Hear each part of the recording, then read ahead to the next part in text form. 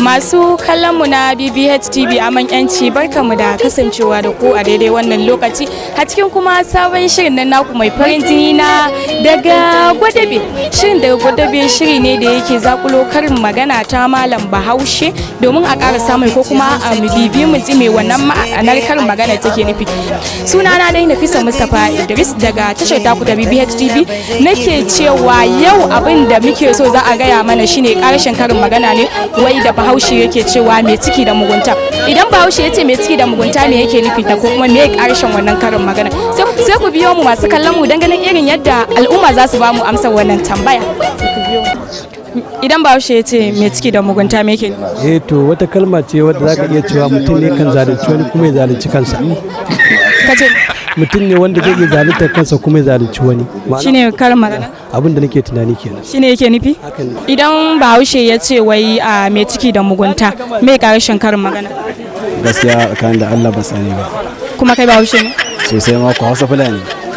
Idan Bahaushe ya ce mai ciki da mugunta me ƙarshen magana ko kuma me yake nufi da wannan karin magana ta? Mai ciki da mugunta abin da yake nufi a zalumin mutum. Shi ne yake nufi. Bahaushe ya ce mai ciki da mugunta me yake nufi?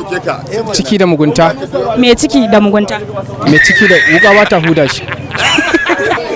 Idan Bahaushe ya ce mai ciki da mugunta me yake nufi? To abin da yake nufi irin mugun nan wajen ci irin cin abincin na azalimi kenan. Shi ne yake nufi. Ya ci malmala kamar biyar haka.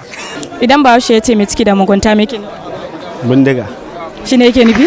Idan Bahaushe ya ce mai ciki da mugunta me ƙarshen karin magana ko kuma me karin magana yake nufi? Bindiga kenan. Shi ne yin magana? Ka tabbata? Na tabbata. To masu kallon mu na BBH TV kun ji yadda al'umma suka ba da ma'anar wannan karin magana ta mai ciki da mugunta. Abinda dai Bahaushe yake nufi da mai ciki da mugunta shine bindiga. Shine karshen karin magana. Manufar dai kawo muku irin wa'annan shirye-shirye musamman shi wannan shiri na daga Gwadabe shine domin mu zaburar da al'ummar da suke Hausawa ne domin su dinga amfani da yaran su. Ba wai ka je ka dauko yaren da ba naka ba ka dinga amfani da shi. Da fatan an ilmantu kuma a gefe guda an nishadantu. Sunana dai Nafisa Mustapha Idris a madadin kowa da kowa musamman shi baban nawa wato cameraman nake cewa sai ku biyo mu a wani makon idan Allah ya kai mu. Kada ku manta ku yi mana subscribing don samun shirye-shiryen mu da zarar mun zo. Shiri ne da bayan nisa.